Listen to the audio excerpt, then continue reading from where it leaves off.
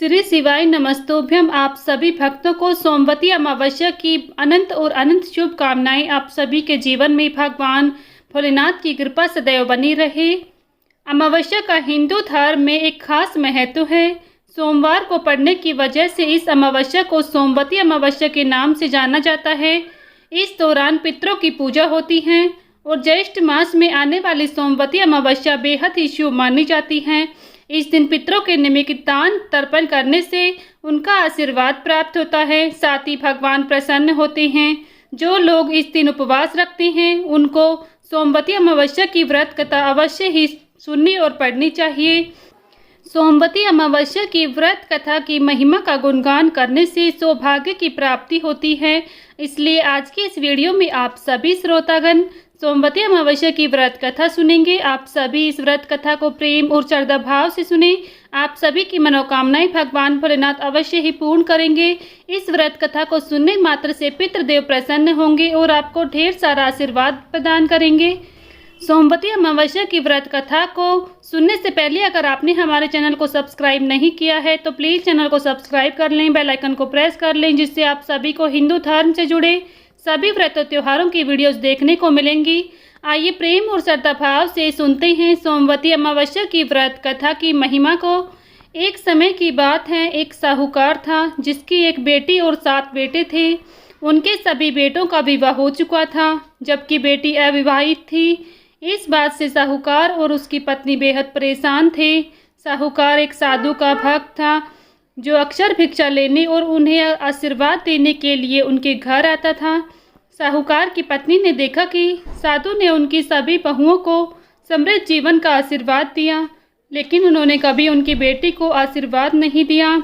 इसके बारे में जब उन्होंने साधु से पूछा तो वे बिना कुछ कहे वहाँ से चले गए। इससे साहूकार की पत्नी का शक और भी अधिक बढ़ गया।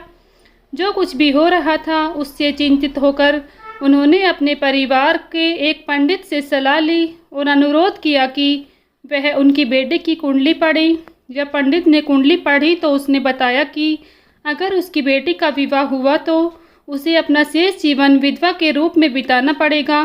पंडित ने कहा कि अगर उसकी बेटी द्वीप पर रहने वाली एक विशेष धोबिन से सिंदूर ले और उसके बाद सोमवती अमावस्या का व्रत रखे तो इससे उसका भाग्य बदल सकता है। साहूकार की बेटी अपने एक भाई के साथ समुद्र तट की ओर चल पड़ी। समुद्र पार करने के तरीकों की तलाश करने लगी। उस दौरान उसने देखा कि वहाँ पर एक गीद का घोंसला बना हुआ था जहाँ पर कुछ गीद रह रहे थे।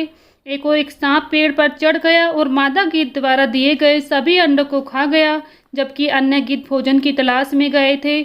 सांप के इस नियमित व्यवहार से गिद्ध का परिवार तबाह हो गया। इसके बाद लड़की ने खतरे को देखा और सांप को मार डाला।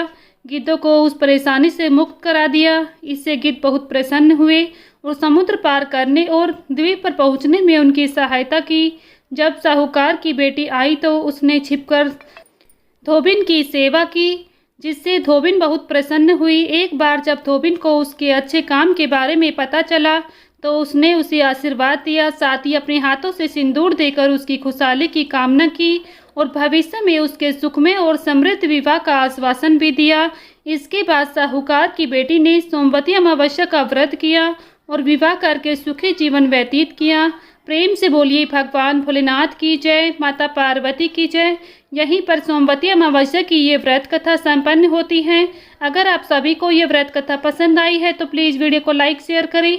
चैनल पर नए हैं तो चैनल को सब्सक्राइब करना ना भूलें, बेल आइकन को प्रेस कर लें, जिससे आप सभी को हिंदू धर्म से जुड़े सभी व्रत और त्योहारों की वीडियोज़ देखने को मिलेंगी। मिलती हूँ नेक्स्ट वीडियो में, तब तक के लिए सभी को हर हर महादेव, जय भोलेनाथ।